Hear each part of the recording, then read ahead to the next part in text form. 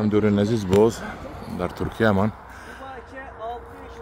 یک باقی خرما با خوردم که به نهایت بسیار میبسته است. کلچه انجیر خرمایی بدونه بوده است. ببینید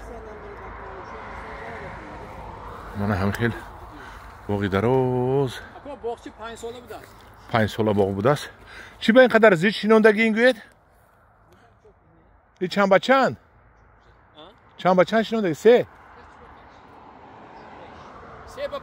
3 با 5 شیناندگی.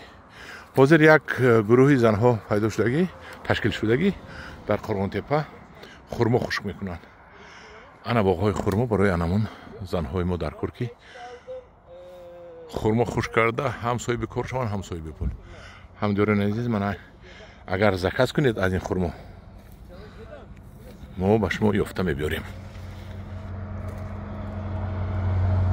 خب در پناه خدا باشید.